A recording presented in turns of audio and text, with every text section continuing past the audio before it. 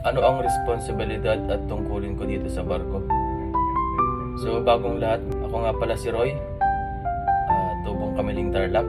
Isa akong crew dito sa cruise ship at kami yung mga nagpapakain sa mga guests sa restaurant, kami yung waiter dito sa cruise ship. Paano ang schedule ko dito sa araw-araw? Ang schedule ko ngayon ay breakfast, lunch, dinner.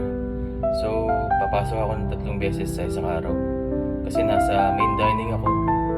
Yung restaurant na pinapasukan ko ngayon ay open yun ng breakfast, lunch, dinner. So umaga pumapasok ako ng alas 7. Pero bago mag alas 7, gising na ako noon mga 6:30 para maligo. 6:30 hanggang alas 9 na yun, hanggang alas 9. Magsasarado yung pinto ng alas 9. Pero syempre hindi ka naman kagad makakauwi nun. Kasi yung mga ibang guests kumakain pa lang, kaya hindi ka kaagad makakauwi. Hanggat may guest ka sa area mo, na sa section mo, ay hindi ka makakauwi. Bago ka umuwi, dapat lahat ng gamit mo sa section mo dapat malinis. Dapat organize lahat bago ka umalis para ready na sa susunod na operation para sa lunch. So, tapos kami siguro minimum na oras alas 10 ng umaga. Tapos balik ko noon 11:45 na. So may pahinga ako ng halos mahigit 1.5 oras. 1 hour and 45 minutes. So yun, pasok na naman ako ng 11:45. Tapos magbubukas yung restaurant ng alas 12. Pumapasok ako ng maaga kasi kailangan namin mag-prepare ng mga kailangan namin para sa lunch operation.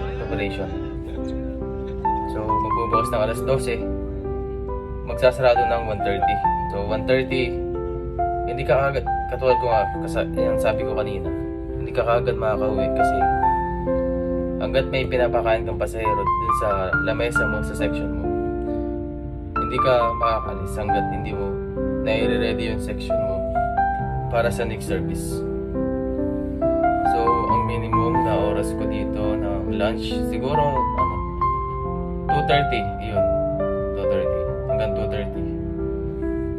Tapos na ako nun. So, 2:30. Pagkatapos ng 2:30, may break ako hanggang alas 5. Kasi ang next na bukas ng restaurant ay alas 6 na. So, yung medyo mahaba na oras ng bukas ng restaurant, yung dinner service. Alas 5 gumigising na ako para mag-prepare ng kailangan ulit sa para sa dinner service. Tsaka kumain na rin sa crew mess. Bukas ng restaurant alas 6 hanggang alas 9 yon. So bali 3 oras yon sa dinner. Pero kagaya ng sinabi ko kanina, hindi saktong alas 9 makakauwi ka. Siguro minimum doon alas 10. Yan, alas 10. Sabihin natin 5, wising ka ng 5 hanggang 10. So 5 oras yon sa dinner service. Ganun yung oras ko dito sa barko, yung schedule ko.